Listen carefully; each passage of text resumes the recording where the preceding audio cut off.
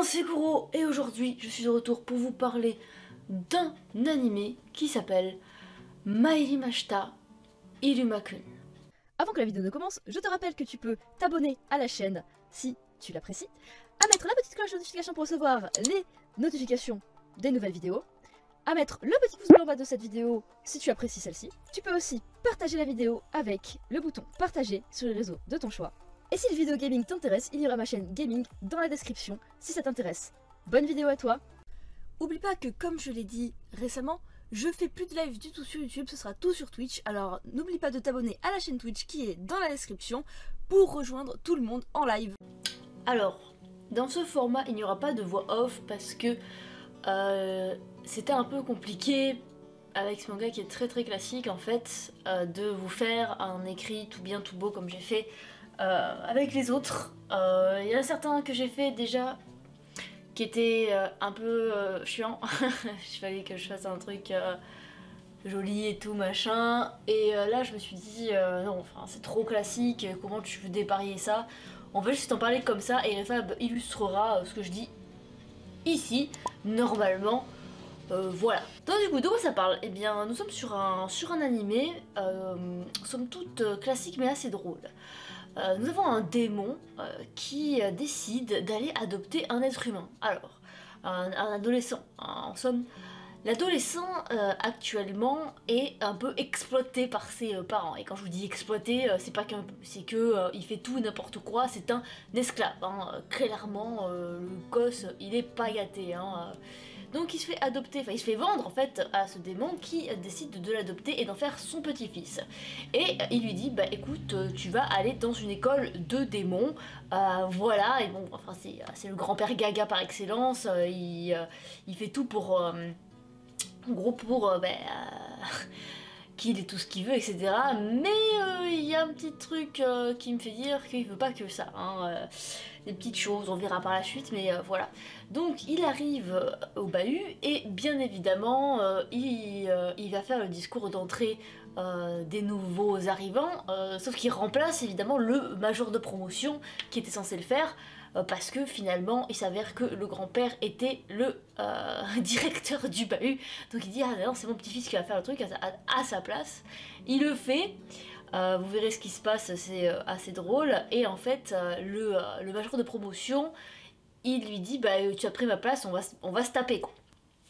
Et il a un peu de la chance, Iruma, c'est que quand il s'est fait exploiter par ses parents, il devait, on va dire, esquiver les dangers tout le temps, etc. Puisque ses parents lui faisaient faire vraiment des trucs n'importe quoi. Hein, aller chasser des ours dans la forêt, des conneries comme ça. Donc du coup, il a appris à esquiver. Donc il possède l'esquive ultime.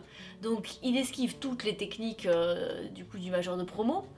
Et finit par le battre d'une manière complètement what the fuck. Et dans le monde des démons, quand tu te fais battre au combat, et bien le démon battu doit prêter allégeance à celui qui l'a battu. Et ça commence comme ça, par un je te suivrai pour la conquête de cette école, par où on commence, est-ce qu'on soumet les secondes, hein, par le major de promotion qui dit ça à Iruma, donc évidemment, voilà, ça s'arrête là. Donc, comme vous pouvez le constater, c'est très classique, hein, c'est un humain qui débarque chez les démons, ça c'est très souvent vu, et qui en fait va devenir voilà, la coqueluche du bahut. On connaît quoi, on connaît. Mais franchement, c'est très bien foutu, c'est sympathique, y a pas de surplus. On est sur vraiment un animé qui se veut pas, voilà, un truc phénoménal, hein. Le héros c'est un anti-héros comme d'habitude, hein. Le mec il est un peu gauche mais il a une capacité qui fait que il va s'en sortir. Je suppose qu'il y a des démons qui vont remarquer que c'est un être humain, qui vont le cacher, qui vont devenir potes avec lui quand même. Voilà, on va dire c'est un peu le truc, mais moi je pense surtout que comme c'est dit au tout début de l'épisode, c'est que le seigneur, il n'y a plus de seigneur démon. Le trône est vacant depuis des années et je pense qu'en fait le grand-père veut que ce soit lui qui aille sur le trône du seigneur démon. Pourquoi je ne sais pas, un être humain fait ça. Est-ce qu'il peut se faire transformer en démon par la suite? Je ne sais pas, on verra bien. Moi, je pense pas parce qu'en général, ce genre de manga, il laisse le truc en humain ou au moins il laisse très très très longtemps le personnage en humain.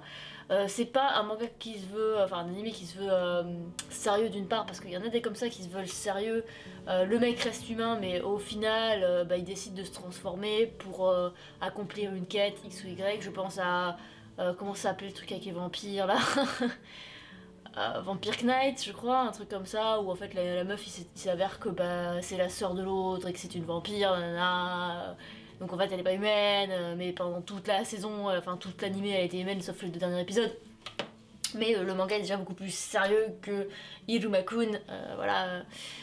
C'est vraiment un peu troll, le mec il est un peu en mode ouais il arrive là, il sait pas quoi faire, il se fait embarquer dans le truc et il est trop gentil, il dit pas non, et voilà. Non mais franchement en tout cas c'est une bonne découverte, honnêtement, c'est vraiment sans prise de tête. Il y a pas mal de mangas rigolos cette saison. Il y avait Caution Hero, mais j'ai pas aimé du tout. Il y a Kemono avec il me semble que c'est ça, avec le catcheur zoophile là. Donc celui-là j'ai bien aimé, c'est cool. Et là on en est voilà un autre deuxième qui est sympathique.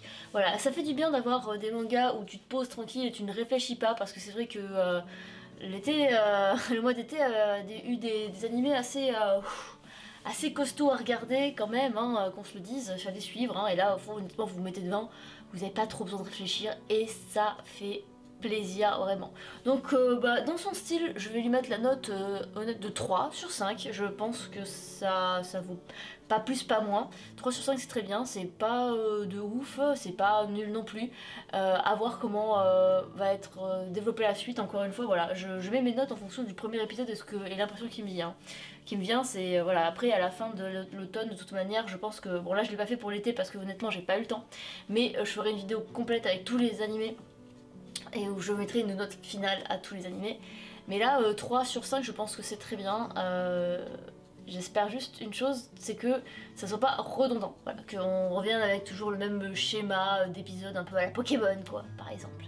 Donc voilà, en tout cas, je vais te laisser là-dessus. Si la vidéo vous a plu, n'hésitez pas à mettre... non, toujours pas.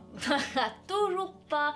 Refab, tu vas en avoir ras le cul. Refab, le monteur, hein, pour ceux qui savent pas, de cette blague de merde. Tu peux écrire ici si t'en as marre d'ailleurs. Hein, voilà.